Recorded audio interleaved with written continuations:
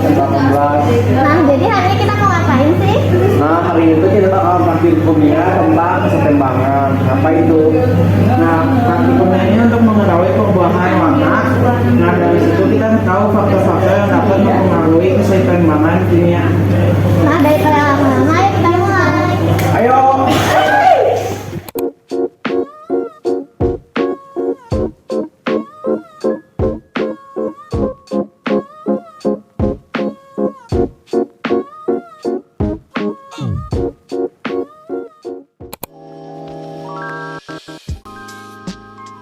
Nah, pertama yang harus kita lakukan adalah mengukur larutan Fe3+ dan SCN-, di mana masing-masing larutan kita ukur sebanyak 15 mili.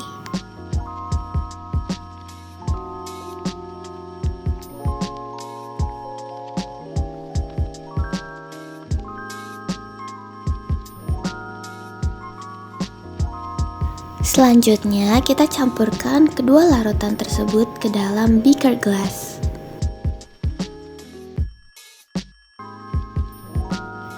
Lihat nih, warnanya langsung berubah menjadi merah pekat. Jangan lupa diaduk-aduk ya, supaya merata. Setelah itu, kita perlu ukur larutan campuran tersebut kira-kira 6 mili untuk masing-masing tabung. Di sini kita bagi jadi 5 tabung ya.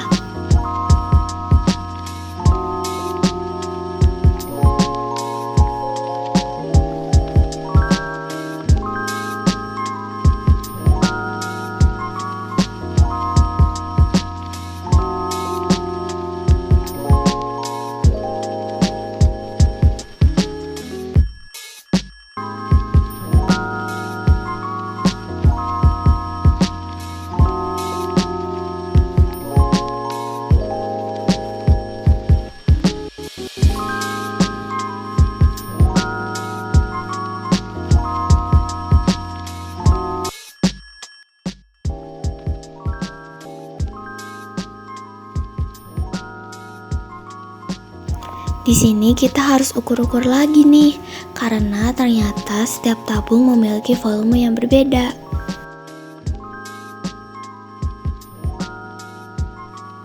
Setelah itu baru deh kita masukkan zat yang lain. Yang pertama, tabung 2 dimasukkan zat Fe3+. Yang kedua, tabung 3 kita masukkan zat SCN-. Yang ketiga, tabung 4 kita masukkan butiran NaH2PO4. Dan yang terakhir, tabung 5 kita masukkan Aquades. Jangan lupa diaduk lagi.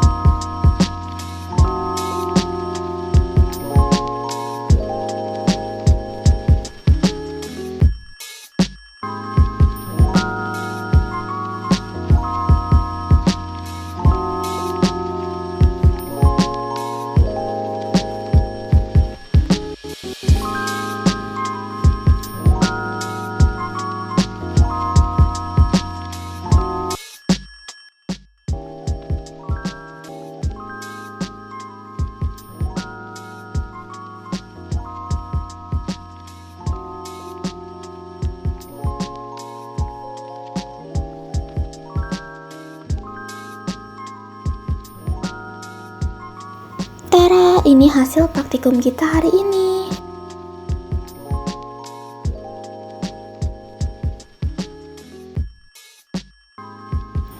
Yang terakhir, jangan lupa untuk cuci-cuci alat-alat yang sudah digunakan ya.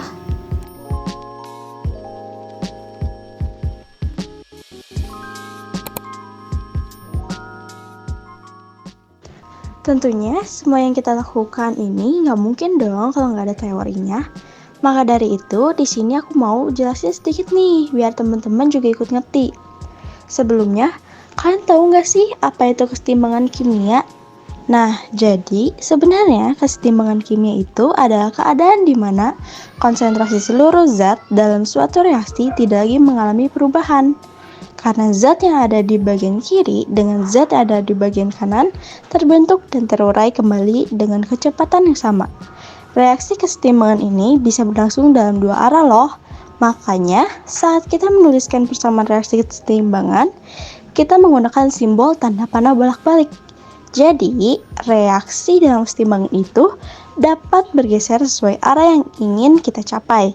Nah, caranya ya dengan melakukan aksi-aksi tertentu. Hubungan antara aksi-aksi atau perlakuan yang diberikan terhadap reaksi sistem keseimbangan dirumuskan sebagai asas Leketerir. Terdapat 3 macam aksi nih yang dapat dilakukan jika kita ingin menggeser suatu keseimbangan kimia, yaitu pertama dengan melakukan perubahan konsentrasi zat, 2 melakukan perubahan tekanan atau volume, 3 melakukan perubahan suhu. Berdasarkan teori tersebut, pada praktikum ini kita melakukan 2 aksi, yaitu melakukan perubahan tekanan dan perubahan volume. Di sini saya akan menjelaskan satu-satu berdasarkan 4 tabung yang kita reaksikan dengan zat lain. Yang pertama, kita lihat bahwa tabung 2 ditambahkan larutan Fe3+. Di sini warna tabung 2 cukup lebih pekat. Kenapa hal tersebut bisa terjadi? Karena pada tabung 2 ini terjadi penambahan Fe3+ yang menyebabkan adanya penambahan konsentrasi, sehingga warna yang terbentuk pun akan lebih pekat jika dibandingkan dengan tabung 1. Di sini mungkin terlihat pada tabung 1 dan tabung 2 memiliki warna yang sama. Namun jika diperhatikan lebih lanjut, kedua tabung memiliki warna yang berbeda, di mana tabung 2 memiliki warna yang lebih pekat. Lalu, karena pada tabung 2 ini terjadi penambahan konsentrasi, maka keseimbangan bergeser ke arah kanan. Kita tahu bahwa saat konsentrasi salah satu zat diperbesar, maka keseimbangan akan bergeser dari arah yang diperbesar konsentrasinya. Nah, yang kedua tuh kita lihat bahwa tabung 3 ditambahkan dengan larutan SCN-. Di sini terlihat bahwa tabung 3 memiliki warna yang lebih pekat dibandingkan dengan tabung 1. Nah, untuk tabung 3 ini sama dengan tabung 2, di mana dengan adanya penambahan SCN- menyebabkan adanya penambahan konsentrasi sehingga warna pun akan lebih pekat. Makanya pada tabung 3, kesetimbangan pun juga bergeser ke arah kanan. Yang ketiga, kita lihat bahwa tabung 4 ditambahkan dengan butiran NaH2PO4. Di sini terlihat bahwa tabung 4 punya warna lebih muda dibandingkan dengan tabung 1. Kenapa sih bisa lebih muda? Jadi, tabung 4 ini terjadinya pertambahan NaH2PO4 yang menyebabkan adanya pengurangan konsentrasi Fe3+. Jadi, warna terbentuk pun akan lebih muda jika dibandingkan dengan tabung 1. Di sini terlihat jelas ya kalau warnanya lebih muda. Bahkan membentuk warna baru yaitu kuning keorenan. Lalu karena pada tabung 4 ini terjadi pengurangan konsentrasi, maka kesetimbangan geser ke arah kiri. Kita tahu kalau konsentrasi salah satu zat diperkecil.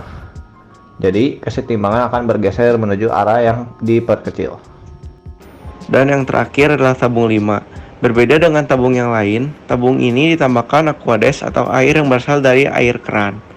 Di tabung yang kelima ini tidak terjadi adanya perubahan warna jika dibandingkan dengan tabung 1. Penambahan aquades ini menyebabkan adanya penambahan volume. Namun, tidak ada perubahan jumlah partikel sehingga warna yang dihasilkan pun sama dengan warna yang ada pada tabung 1.